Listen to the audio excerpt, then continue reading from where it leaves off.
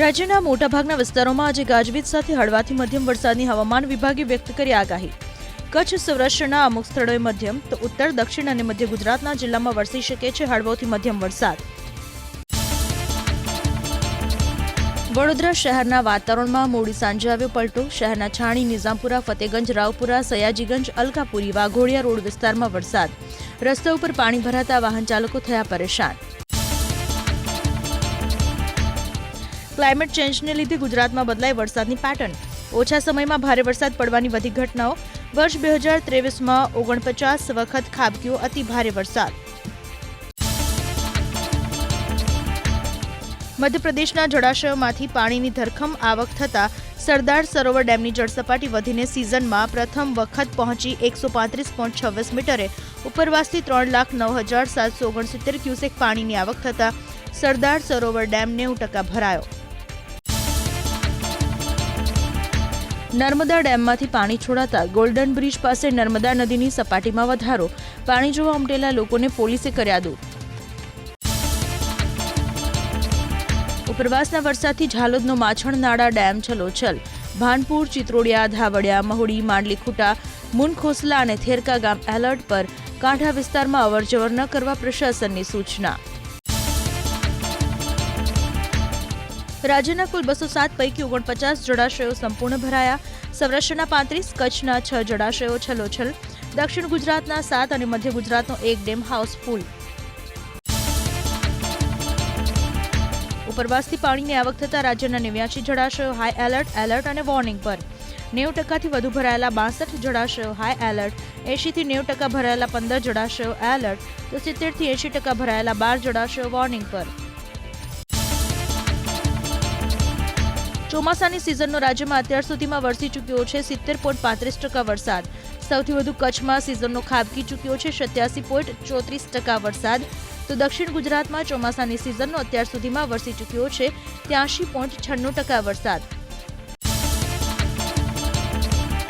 સૌરાષ્ટ્રમાં ચોમાસાની સિઝનનો અત્યાર સુધીમાં વરસી ચૂક્યો છે 78.73% વરસાદ. તો મધ્ય ગુજરાતમાં સિઝનનો 53.90% અને ઉત્તર ગુજરાતમાં ચોમાસાની સિઝનનો અત્યાર સુધીમાં વરસી ચૂક્યો છે 52.67% વરસાદ. દેશના ઘણા રાજ્યોમાં આજે વરસી શકે છે ભારે વરસાદ. જમ્મુ કાશ્મીર, હિમાચલ, ઉત્તરાખંડ, યુપી, પંજાબ, દિલ્હી અને હરિયાણામાં વરસી શકે છે ભારે વરસાદ.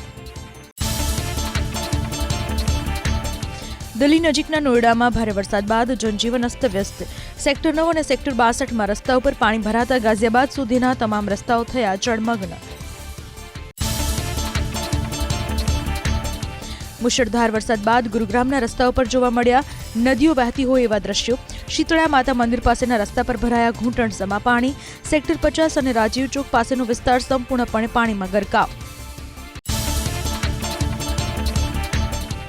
વારાણસીમાં ગંગા અને વરુણા નદીનું ઘટ્યું જળસ્તર. જોકે હજુ પણ બનારસના તમામ ઘાટ પાણીમાં ગરકાવ થતા સ્થાનિક પ્રશાસન એલર્ટ મોડ પર.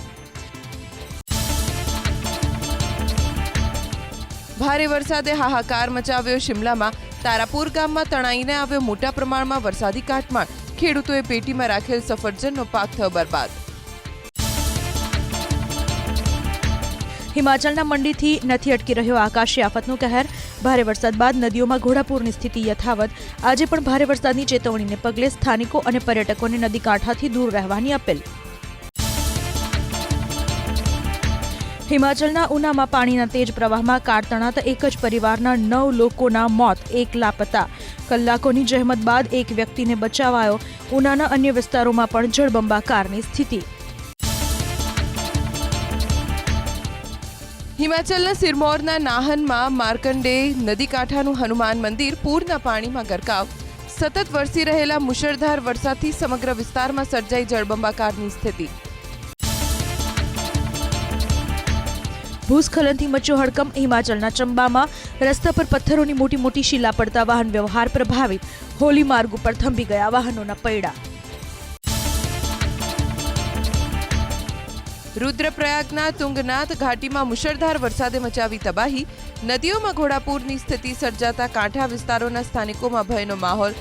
ચોપતાને જોડતા રસ્તાઓ પર પડી મોટી મોટી તિરાડો. મુશ્કેલી બનીને વરસ્યો મુશળધાર વરસાદ ઉત્તરાખંડના રૂડકીમાં. ભારે વરસાદથી કેટલાક ઘરમાં ફરી વળ્યા વરસાદી પાણી. રૂડકી દહેરાદૂન હાઈવે પણ વરસાદી પાણીમાં ગરકાવ. હરિયાણાના અંબાલામાં આફત બનીને વરસ્યો વરસાદ. 4 કલાકના વરસાદમાં સમગ્ર શહેર થયું જળમગ્ન. જળબંબાકારની સ્થિતિ સર્જાતા સ્થાનિક પ્રશાસનના અધિકારીઓની ઉપાયુક્તે લગાવી ક્લાસ. 23 વર્ષ બાદ રાજસ્થાનનો કાનોતા ડેમ સંપૂર્ણ ભરાયો. પાણીની ભારે આવક થતા જીવના જોખમે લોકો કાનોતા ડેમને જોવા માટે ઉમટી રહ્યા છે મોટી સંખ્યામાં. બિહારના કટિહારમાં પૂરથી ચારે તરફ સર્જાઈ જળબંબાકારની સ્થિતિ. બરારી પ્રખંડમાં ફરી વળ્યા વરસાદી પાણી. આશિયાના છોડીને લોકો ઊંચાઈવાળા સ્થળ પર જવા માટે બન્યા મજબૂર. લોકોએ સ્થાનિક પ્રશાસન પાસે માંગી મદદ.